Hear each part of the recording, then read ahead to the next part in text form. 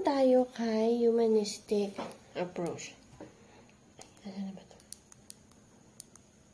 Okay, ito. So, for the humanistic approach, hindi unconscious thoughts ang meron dito, but more on how in-emphasize ng approach na to yung capacity ng isang person to reach their ano ba, parang best version of themselves, no? So kaya siya humanistic. It focuses on the positive qualities of the person. Okay? So their capacity for growth and the freedom to choose one's identity. Yung hindi daw ibinabase yung konsepto ng self dito based on your experiences with other people. Hindi daw. No? So, humanistic psychologists stress that people have the ability to control their lives and are not simply controlled by the environment. So sinasabi dito na how you turn out to be as a person is ikaw ang may kagagawan yan. Okay? Paano ka naging as a person, ikaw ang may kagagawan yan. How you live your life, ikaw ang may kagagawan yan because you have the freedom to live your life, okay? The capacity to grow, and a lot of positive qualities to help you with that. Okay? So, the theory is that rather than being driven by unconscious impulses, sabi ko nga kanina, or external rewards, these people can choose to live by higher human values such as altruism or the unselfish concern for other people's well-being and also free will. So, ito yung pinafocus ni humanistic approach, yung free will mo. Okay? You have a free will, therefore, you have the ability to reach your full potential. Ikaw na ang bahala doon kung paano mo siya gagawin. Okay? So, sinasabi talaga dito na kung sino ka ngayon, kagagawan mo yan. How you live your life is the reason who you are right now. Okay? So, first yan is si Abraham Maslow. I think siya lang ang ano dito. Hindi, dalawa. Carl Rogers yung isa. Okay? Si Maslow, if you're familiar with the hierarchy of needs, ito yan. Okay? So, sabi niya that human beings are motivated by a hierarchy of needs. Ibig sabihin, hierarchy, no? Pataas ng pataas, no?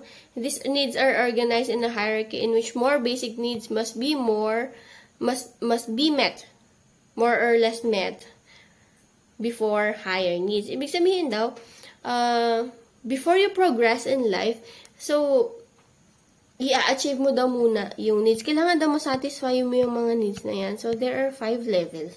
No? You start from here. And, ang goal mo daw to progress in life is to go from one level to another. Okay? Paano mo gagawin yun? Okay? You satisfy everything na need nung bawat level. Okay? So, sabi niya, there are 5 levels of the hierarchy of needs. No? Physiological, yung pinakamababa. Siyempre, para daw mabuhay ka, you have to satisfy your physiological needs. Breathing, food, water, shelter, etc. Clothing, sleep. Yan, di ba? Bago mo masasabi na success ka na sa buhay, kailangan achieve mo na rin itong mga bagay na ito. Okay? So, satisfy mo daw muna yan. Now, kapag satisfied na yan, you move on to the next level. Okay? Safety and security needs. So, ano naman ang priority mo dito? Anong focus mo na dito? No? And hindi ibig sabihin na tapos mo na to, iwanan mo na yan. Hindi. Dala-dala mo yan. Okay? Ibig sabihin, dalawa na silang sinasatisfy mo pataas ng pataas. Okay? So for safety and security, syempre, kapag satisfied na yung pansarili mong needs, no? Next naman is your safety and security. So, yung health mo, no? Employment, kailangan mo magkatrabaho, properties, yung mga kagamitan mo, family and social ability. Ibig sabihin, your relationships mo with other people. No? And also, yung safety mo na as a person. Okay? Pagkatapos niyan, sumakses ka na, yan, maganda ka ng trabaho, yan. Siyempre, ang next na naisip mo ay love and belongingness, no? Family, friendship, intimacy, sense of connection. Hindi daw kasi pwedeng pagkatapos ng physiological needs mo, pupunta ka na dun sa pangatlo. Hindi ka pwede mag-skip. You go from one need to the next. Hindi pwede mag-skip. Okay? Kasi kapag in-skip mo daw yan, mahihirapan kang i-achieve yung needs ng level na yon. Okay? For example, may food, water, shelter, clothing. Hindi pwede mag-isip ka na agad na, kailangan ko nang gumawa ng pamilya. With what? Anong gagamitin mo para makabuo ka ng pamilya at para mabuhay mo yung pamilya na yon? Okay? So, you have to first achieve your safety and security needs. Okay? Next, and then you go to the next. Next, na-achieve mo na, may bilang nyo, nakahanap ka na ng jowa, may asawa ka na, may anak ka na. Yan, may sense of connection ka na. Now, susunod na ulit, you focus on yourself. Okay? So, achieve mo na yon. Okay, may pamilya ka na. So, pansarili naman, focus. Kailangan i-improve mo na yung sarili mo para naman, syempre, mas gumanda pa yung buhay nyo. Okay, so improve your self-esteem. So, self-esteem need na tayo. Pansarili na to. Okay? And then after, kapag super na-achieve mo na to, no? Then, next na is self-actualization. So, dito na yung part na papasok si altruism, wherein you think about the welfare of other people. No, yung ginagawa mo daw, ay hindi mo na pansarili, but towards other people na. So, pag sinabi kasing self-actualization, dito na papasok ang mga ina-achieve mo din dito is morality, ano ba yung tama o mali, creativity, may mga ganyan yan, purpose, meaning, and inner potential. So, mostly, it's not towards you na, but towards other people na. How you relate to other people, how you have relationships with other people, and how you help other people. Okay? So, yan. So, as a person daw, ito daw ang goal natin. Okay? Do you agree with him? Na ang goal mo, first one is you satisfy your psychological needs, and then safety and security. Kaya ka nag-aaral because you want to be safe and secured. No? Diba, sabi pa nga ng mga magulang natin, huwag ka munang magbo-boyfriend habang nag-aaral ka. Maybe this is an example of that. No? Na hindi ka pwedeng mag-skip dun sa third na level kung hindi ka pa safe and secured. Kaya siguro sinasabi nila, huwag ka muna mag-boyfriend, huwag ka muna mag-girlfriend. Kasi syempre, hanggat hindi safe and secured yung future mo, mahihirapan ka na maging stable yung love and belongingness na meron sa'yo. Diba? Okay? So, yan. So, that is the hierarchy of needs according to Maslow. So, kung makikita natin, napaka-positive ng tingin nila sa tao dito. Kasi sinasabi nila that everyone has a capacity to reach their full potential, their best version of themselves. And yung iba, ito talaga yung sinusunod. So, if you're going to ask yourself, nasaan ka na dyang level? Okay? Yan. The order of the needs is not rigid but may be flexible based on external circumstance or individual difference. Most behavior is multi-motivated and that is simultaneously determined by more than one basic need. Okay? So, anong example nun? So, most behavior is multi-motivated and is determined by one basic need. Okay? Sabihin na natin na gusto mong sumakses sa buhay. Okay? Sabihin na natin ito, self-esteem, ito yung goal mo. And, anong gagawin mo? Siyempre, hindi pwedeng, pagkaluwal mo sa mundo, kaya naging college ka na, ay, ma-achieve mo na agad yun. Hindi. So, you have to satisfy a lot of needs. Okay? O kaya naging sasabihin ng iba, ang motivation ng iba, kailangan kong sumakses sa buhay, kailangan kong magkaroon ng trabaho, safety and security, kailangan kong magkaroon ng properties, kailangan magandang trabaho. Yan. Bakit? Bakit mo fino-fulfill yung needs na yun? Because you want to be the best version of yourself. Pwedeng yun yung dahilan kung bakit tayo nag-aaral, naghahanap ng magandang buhay. Okay? So, that is Abraham Maslow's hierarchy of needs. Okay? So, yan. Human motivation is based on people seeking fulfillment and change through personal growth. Self-actualized people are those who fulfilled and doing all they are capable of. So, yun talaga. According to this approach, napaka-positive talaga ang tingin nila sa mga tao. Okay?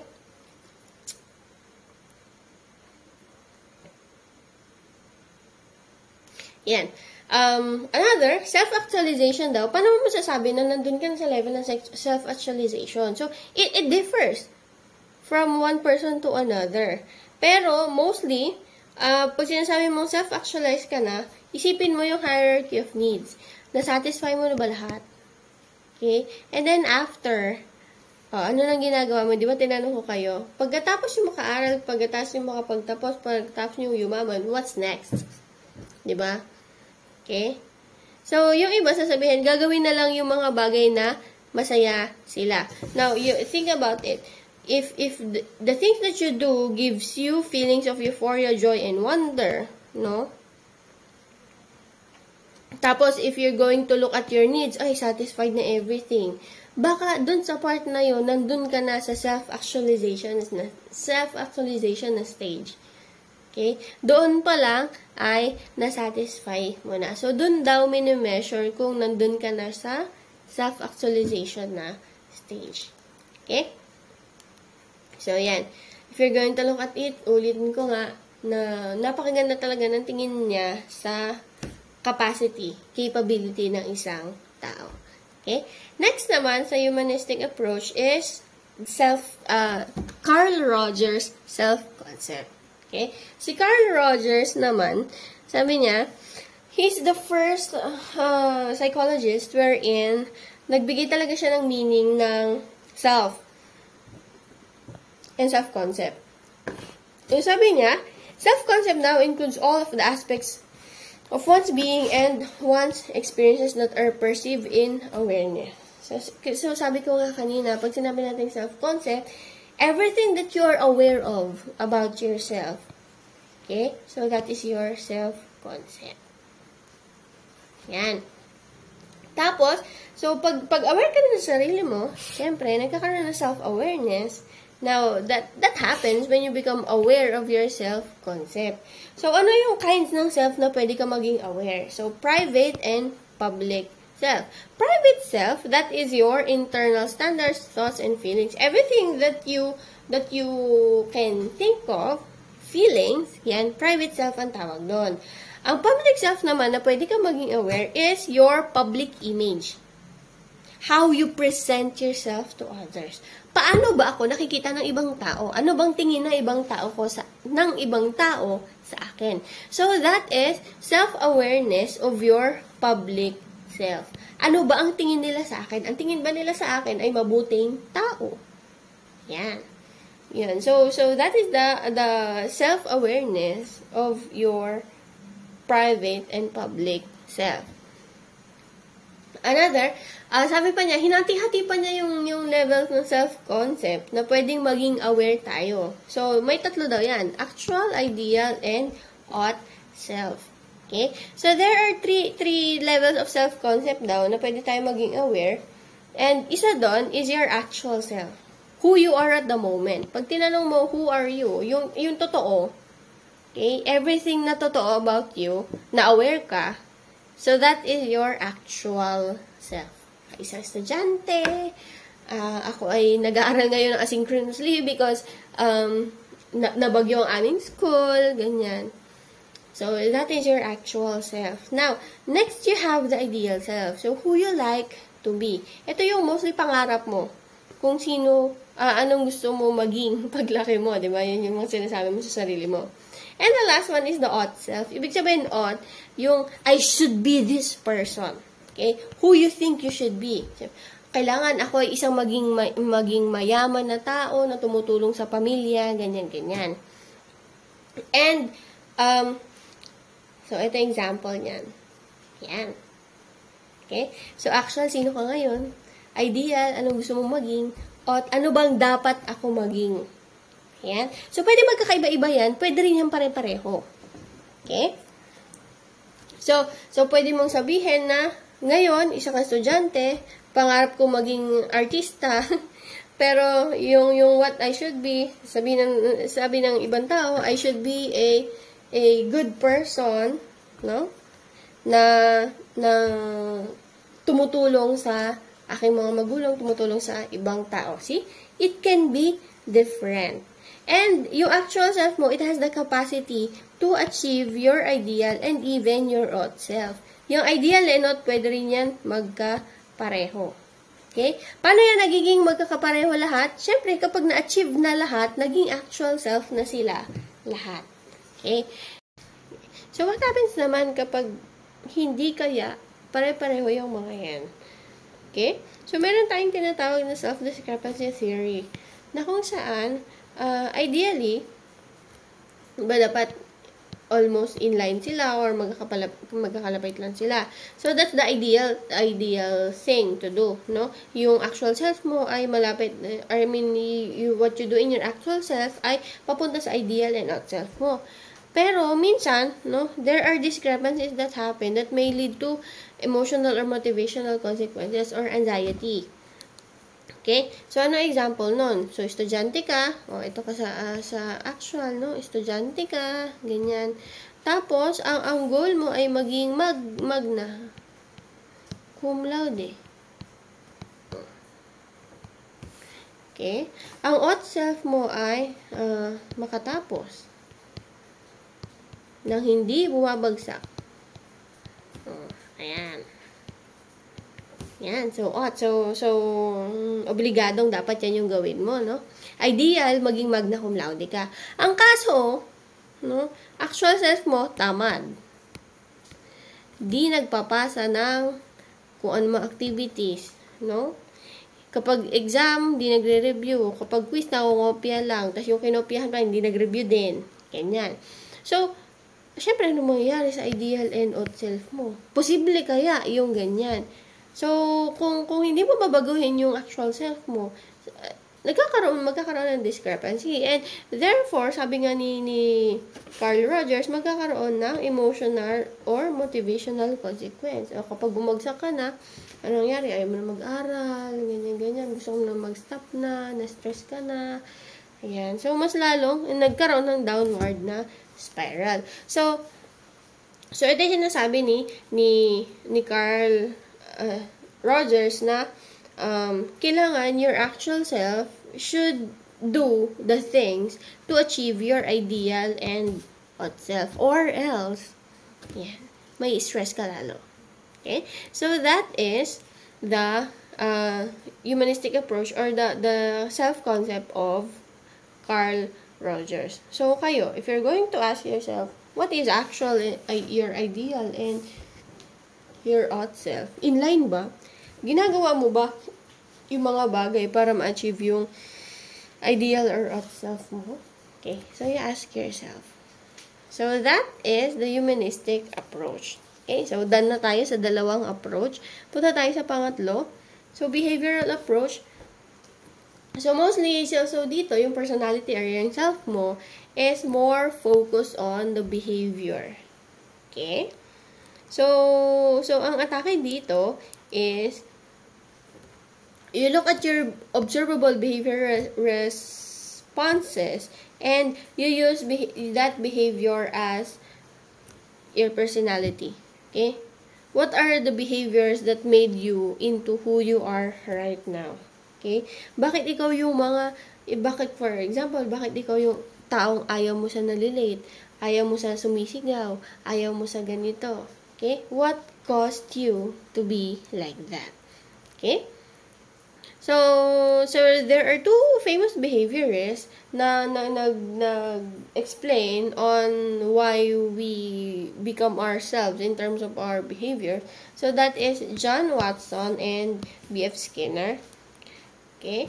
So, silang dalawa, they emphasize on people and their behaviors. Okay? And sabi niya, wag niyo na masyadong pansinin yung thoughts, yung feelings, your goals kasi pwedeng magbago yan, no? At least yung behavior, focus tayo dito because it's directly observable. Kaya ganito yung isang tao, you look at their behavior, you look at their experiences, no? You use that behavior to explain why a person is like this. So, yan ang atake ng behavioral approach. Okay? So, behaviorism, no? Sabi niya, we do the things we do because of the environmental conditions we have, experience, and continue to experience. So, conditioning ang tawag doon. Ganito tayo because of our previous experiences. Our behaviors are like this because of our previous experiences. And the self is essentially the accumulation of behaviors and habits shaped by reinforcement or punishment. Okay? Bakit lagi ka nangungupo? One reason for that is because ayaw mo mapagalitan ng mga magulang mo, or another is yun yung itinuro sa'yo hanggang sa paglaki mo. Pag di ka nangungupo, napapagalitan ka. Pag nangungupo ka, nasasabihan ka, ay, kabait naman ng batang are. Ayan. Okay? So, ang tawag dun ay conditioning. We are who we are right now because of that conditioning of our behavior. Okay?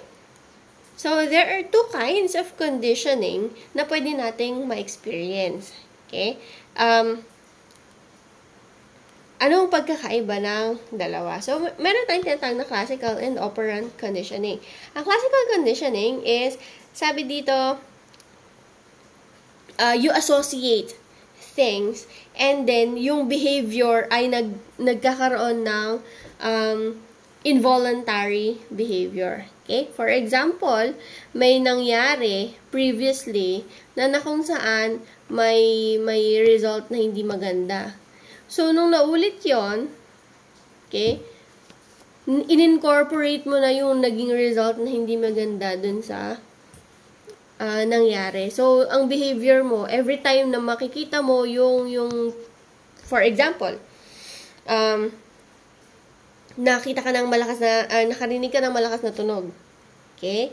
And then after, paglabas mo ng bahay mo, may nakita kang na-aksidente. Okay? And then after that, na-stress ka na, nakaramdam ka na ng kaba, ganyan, kumabog na dibdib mo. Okay? So, susunod na mangyari ulit yun, for example, nasa bahay ka, ganyan, biglang may malakas na kalabog sa labas ulit, may malakas na tunog, kakabahan ka na agad. So, that experience, that behavior of pagkakaroon ng kaba is conditioned because of your previous experience. So, that is classical conditioning. Mamaya, explain pa natin yan further.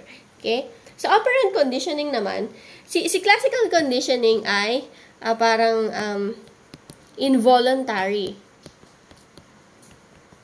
Ibig sabihin yung behavior ay dahil dun sa previous experience mo. Okay? And involuntary yung naging response. So, operant conditioning naman ay voluntary ang naging atake.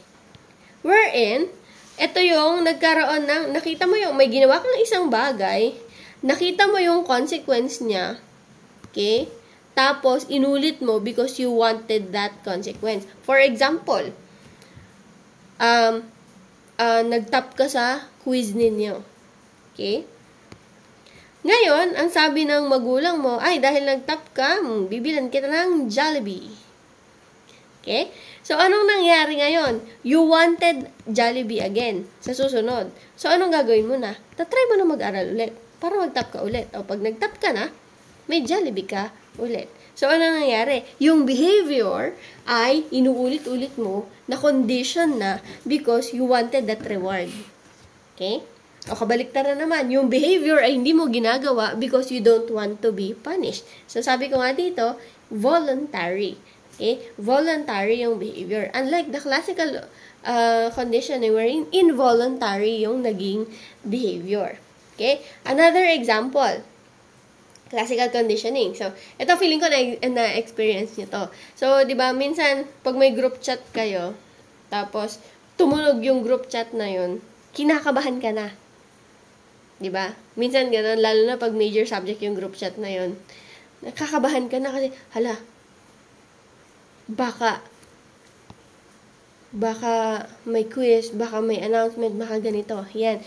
So, yung feeling ng kaba daw na yun, that is a result of classical conditioning. So, yung behavior mo na to, that is a result of the classical conditioning. Yan. A student develops a strong feeling of anxiety every time they receive a notification sound from their major subject group chat. Yung anxiety is a result of the conditioning. Wherein, sa umpisa, yung tunog ng phone, di ba, ay okay lang, 'di ba? Wala lang sa'yo. Pero, nung yung tunog ng phone, na i-associate mo na siya sa major GC ng major subject nyo. Diba? It caused you anxiety. Siyempre, pag may message sa GC, kinakabahan ka, baka kung ano na namang ibigay. Ganyan. So, therefore, every time natutunog to, kakabahan ka na. Kahit si crush pa yung nag-chat sa'yo, pag tumunog yan, kakabahan ka na. Lalo na pag may hinihintay ka dun sa GC na yun, di ba? Yan. So, yung kaba na yun, involuntary na behavior na naranasan mo, that is classical conditioning. Okay?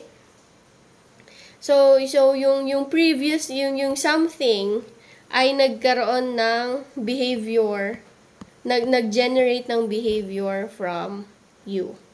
Okay? Ang kinaibahan naman ni operant conditioning, sabi ko nga kanina, you are aware, okay, sa conditioning. Ibig sabihin, yun nga, ayan, a student who often participate in class discussion, when they give insightful comments, the teacher gives them public praise in the chat or awards them digital badges. As a result, the student behavior increases because of the positive reinforcement.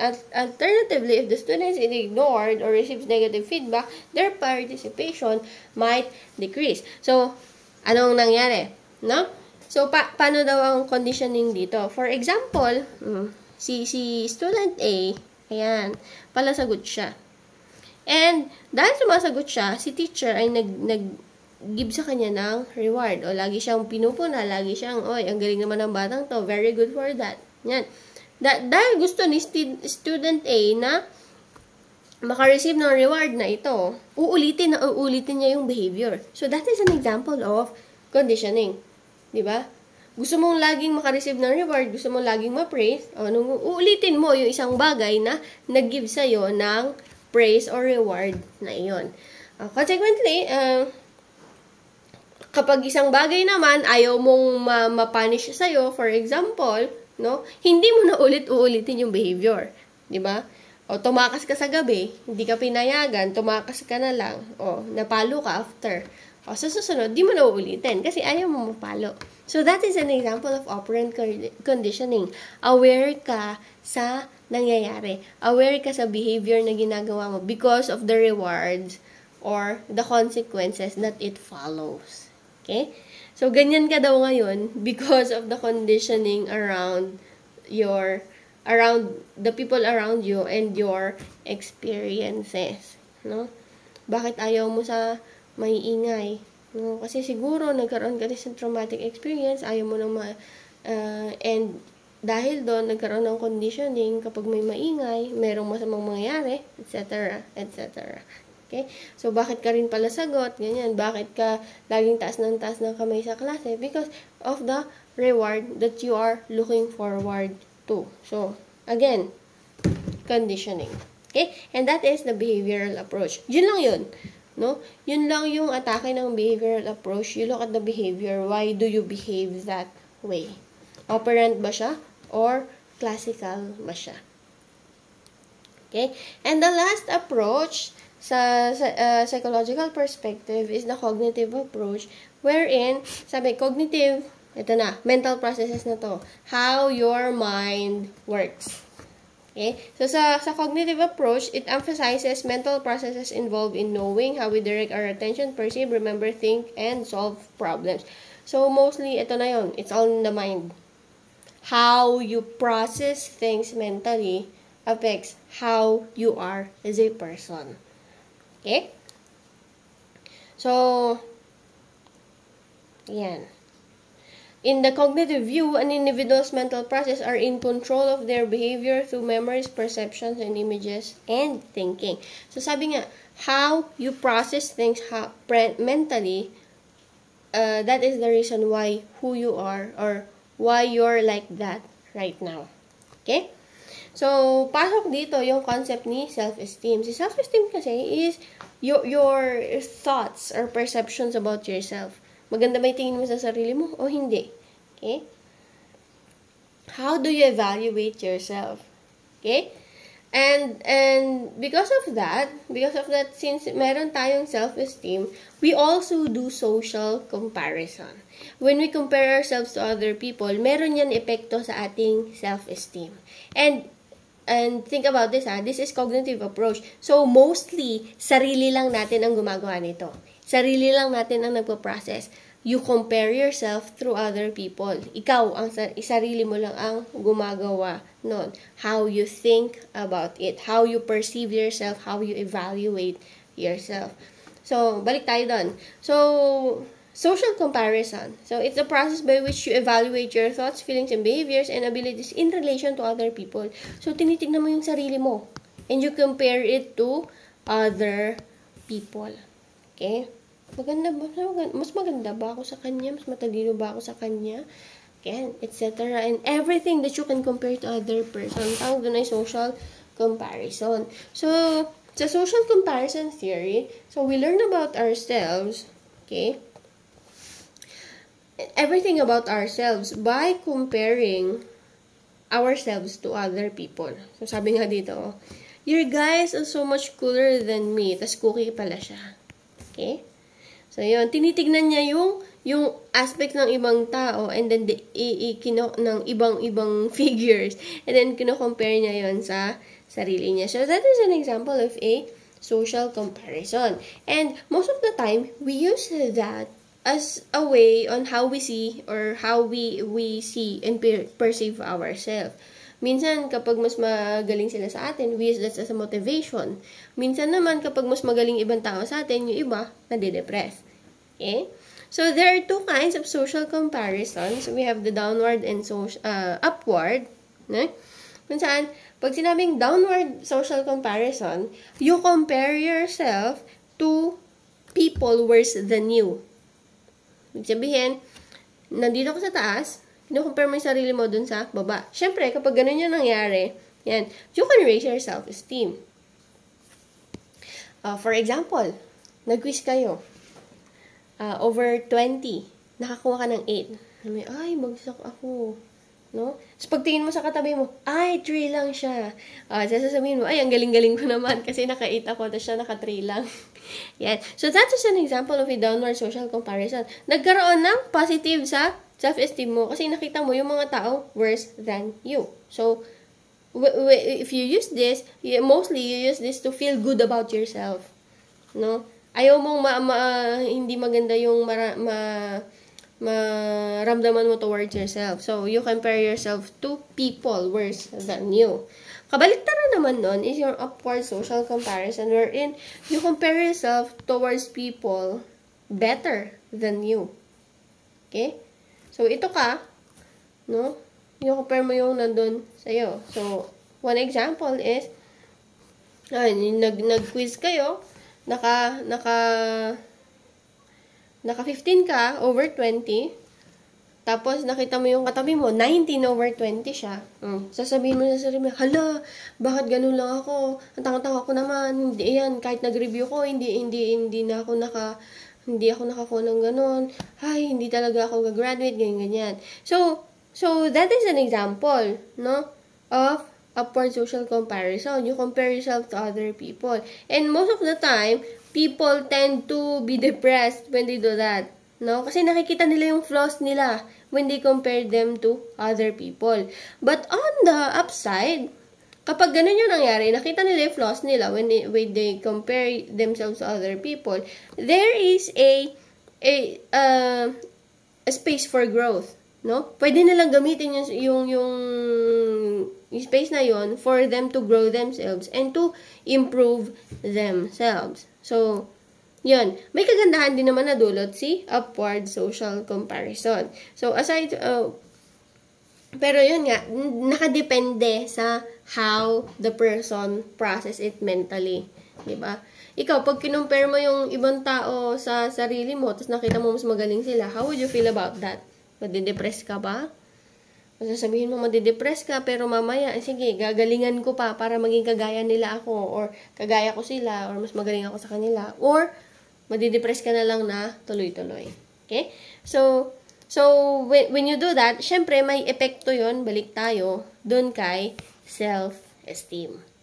Okay? How you see and perceive yourself. Okay? And the last one, what we call the self-evaluation maintenance theory, wherein, minsan ginagawa natin to, when we feel threatened when someone outperforms us, kunwari, you do upward social comparison, mas magaling sila sa atin. So, anong ginagawa natin? May tatlo. We distance ourselves, reconsider the importance of the aspects or skill in which we are outperformed, or we strengthen our resolve to improve that certain aspect of ourselves. Diba? Ay, mas magaling siya sa akin. For example, friends kayo, nag-quiz na gano'n. No? First time yung nag-quiz together. O, tapos nakita mo, ay, mas magaling siya sa akin. Ba't hindi ko matanggap? Pareho lang naman kami nag-review. Tapos siya, mukhang hindi pa nag-review, ganyan, pero mas mataas siya sa akin.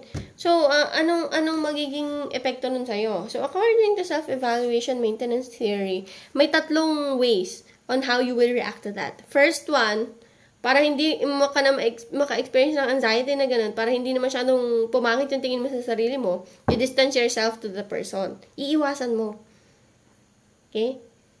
O kaya, you reconsider the importance of the aspect or skill in which they are outperformed.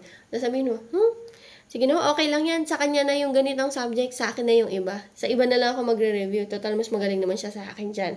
Or, the last one is you strengthen your resolve to improve. Okay? You use that to improve yourself. So, among the three, syempre, ito yung pinakamaganda. Diba? Because, nakita mo na yung flaw mo. Okay? Nakita mo na yung kung paano naging better sa yung ibang tao. So, gamitin mo yun as a motivation to improve yourself. Okay? So, that is the self-evaluation maintenance theory. And that's the concept of self when it comes to cognitive approach. Ito, ang tanong dito, how do you see yourself? How do you perceive yourself? Do you see it positively or negatively? Do you compare yourself to other people? If yes, do you compare yourself downward or upward? Okay? Kung nag-upward social comparison ka, anong ginawa mo? Do you distance yourself? Do you reconsider the importance of the skill? Or do you improve yourself? So yan. So that is the cognitive approach. So mostly talaga dito, pansarili, no? How you process your experiences mentally. Okay? So, pansarili talaga ito. So, yun. So, that ends the discussion on the psychological perspective. Sorry if this is mahaba, but I hope that it gives you some light on your answer, who am I? In terms of my attitudes, behavior, feelings, etc. Diba? At least, when I give the essay, or the essay question, or the instruction, mas malinaw na sa inyo on how you're going to answer. So, yan. There. Thank you everyone for listening, and, ayun. Thank you.